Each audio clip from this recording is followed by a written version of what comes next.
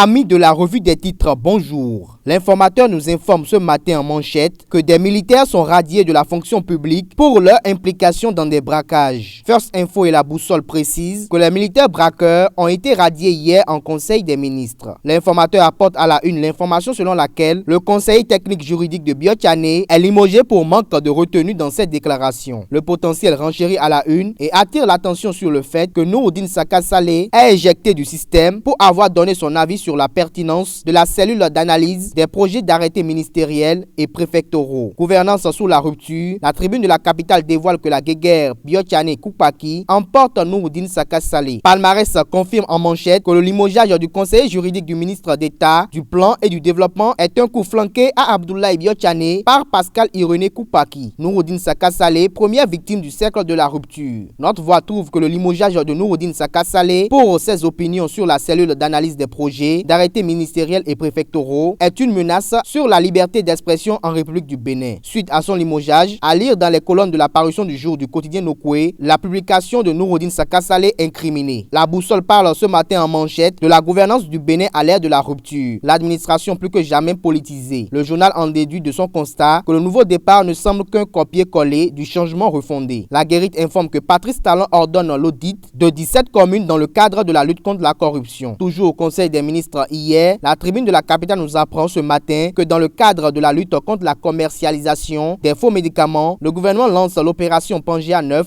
contre les trafiquants. Matin Libre résume ce matin les grandes décisions prises hier en Conseil des ministres et titre en manchette vers la radiation de 2 militaires braqueurs, un collaborateur de ABT limogé et la guerre contre les faux médicaments lancée. Concernant la polémique autour de la destitution du maire d'Alada, le Meilleur précise dans sa parution du jour les imprécisions de la loi qui conforte Mathias Djigla. Le potentiel s'exclame ce matin sur le vent de destitution des maires et titre en manchette quand le peuple tombe dans un piège politique. Le projecteur titre à la une ce matin, 13e Assemblée Générale du Réseau Africain des Personnels des Parlements RAP. Le Bénin abrite les travaux du 5 au 9 septembre 2016. L'informateur nous apprend que les députés sont en séminaire pour des contributions de qualité pour la loi sur le partenariat public-privé. La Guérite pense que la priorité accordée à la culture du coton est la cause de la cherté du prix d'achat des denrées alimentaires. Dispositions sécuritaires et interdiction de circulation des émédiants à l'intérieur des marchés de Cotonou. Le quotidien Le Meilleur estime que le cas de Missebo doit être revu pour 2 raisons. À la une de Matin Libre ce jour, option de gouvernance de Patrice Talon depuis le 6 avril dernier. Le quotidien rappelle au président de la République que le Rwanda, c'est 64% de femmes aux affaires. La manchette du journal Les Pharaons de ce jour a pour titre Talon, Sassou et Bongo, les présidents qui ont humilié Hollande. Le quotidien béninois d'information Les Pharaons rapporte à la une de sa parution du jour que la situation économique du Nigeria se complique. Pour le magazine L'Inter,